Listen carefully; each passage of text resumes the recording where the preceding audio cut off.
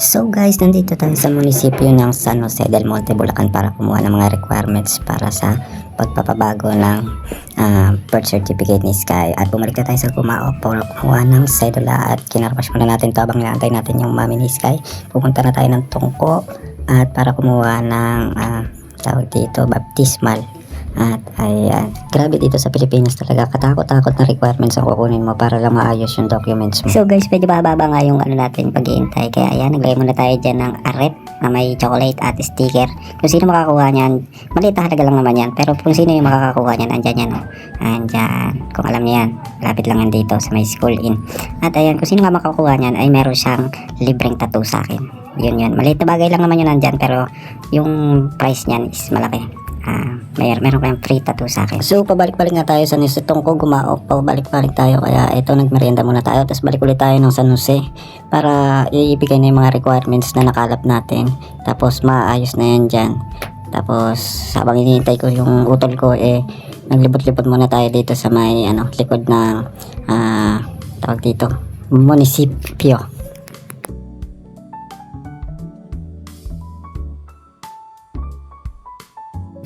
So ayun nga guys, alam nyo ba kung bakit napakadilim sa shortcut ng San Jose hanggang papunta ng Gumao sa amin? Ang mga poste lahat nandito na. So guys, at ayan, di pa rin natin nakuha yung kailangan natin documents para kay Sky, kaya ayan, umuwi na tayo, hindi natin nasundo, kaya nagtatampo yung bata. At ayan, lakad-lakad siya nung nakita kami, lumalayo sa amin, napakalayo niya na. Ayan, layo siya ng layo sa amin, ayaw niya kaming makita. Ayan, namuwi na.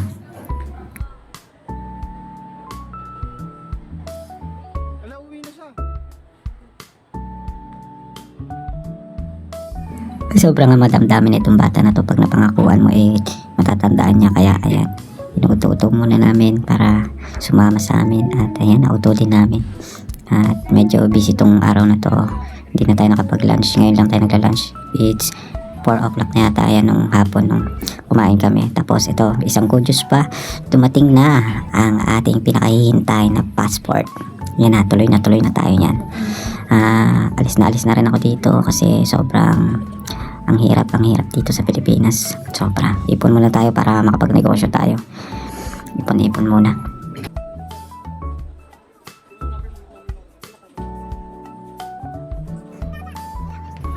At ayan, syempre hindi mapubo ang araw na itong bata na to habang hindi nakapaglaro dito sa mga playground sa SM. Kaso ang gusto niya ng mga laro is yung mga risky na. Ayaw niya na dun sa medyo pang bata na gusto niya yung nagka-climb siya ng matataas.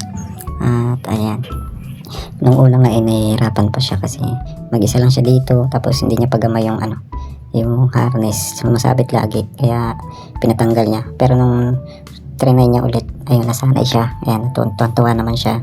Pabalik-balik na siya dun sa sa pagka-climb sa mga obstacles. Tapos ayan, magaganda rin yung dito palaro. So guys, bago tayo umuwi, nag-grocery muna tayo at nag-iba lang tayo ng daan dahil tayo nakamotor, sila nag-commute. Ang masama, nadala nila yung susi ko, sinecure ko yung passport, pero yung susi ko hindi ko nadala. At nag-commute na rin tayo. Buti na lang nabalikan natin yung motor. At ayan, pag-uwi natin, meron sa ating mga atabs na maglaro ng basketball. Pati na lang nakapagpapawis tayo, nabalabas natin yung mga toxic sa katawan natin. At hanggang dito na lang, hanggang sa muli, mag-iwan ako ng isang kasabihan na tunay na saya wala dito, nasa labas ng social media.